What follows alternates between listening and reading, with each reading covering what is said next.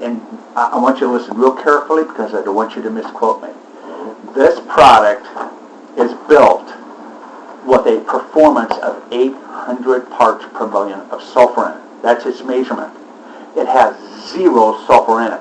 We used to, 6.5 years ago, we used to have 500 parts per million of sulfur, and that's what protected, that's what the lubricity for upper cylinder wear and your injector system.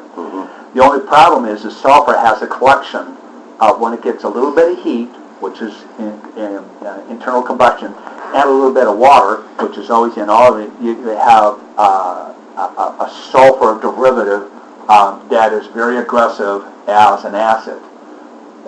That was the downside of sulfur. There's 0 sulfur.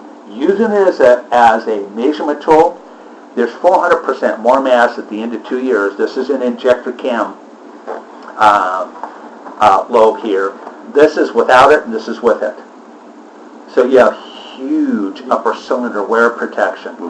I cannot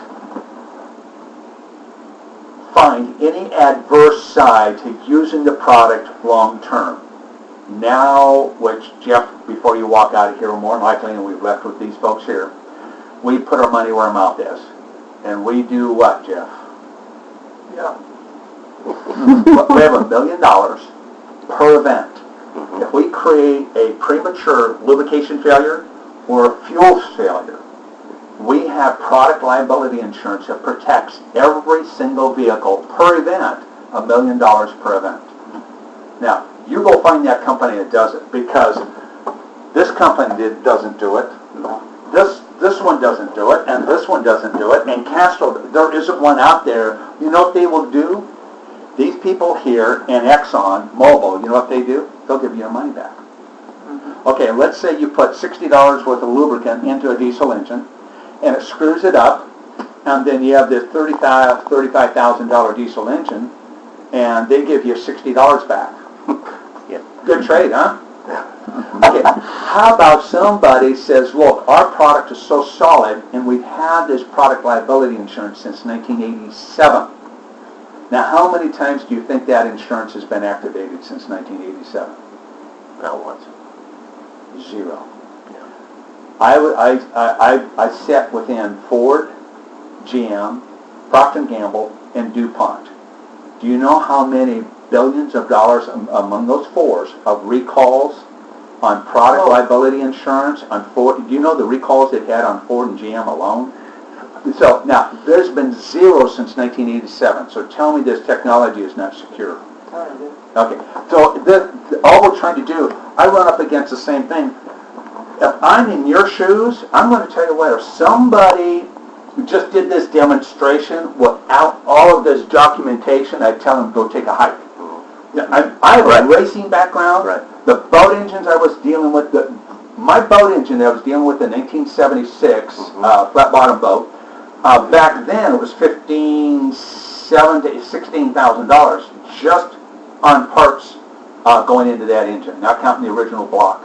Now, if somebody come to me with the latest, greatest snake oil, my thumb was pointing to get behind me. I don't have time for you. I said, I know better. And this is one of the reasons. I had the Bardol people come to me, and in fact, the Miss Bardol was running. I wasn't into the hydroplanes at that point, but got into the hydroplanes, and I put the U-8 hydroplane in the water. You talk about an expensive event to stay in, and hard on equipment. Bardol come to me and said, I was doing the Circle Runners, smaller boat, and I heard of their phosphates. Back then they run ZDDP and a lot of chlorine, and they run they run these packages together, death to an engine.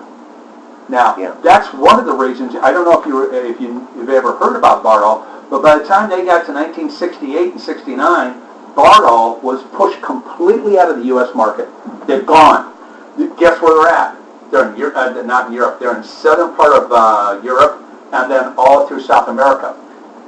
But I knew better. So when I said I was Larry, no, I was afraid. I didn't have the budget. So you're asking the right questions. Do you have all the documentation? Do you have the insurance? Is somebody going to put their butt on the line?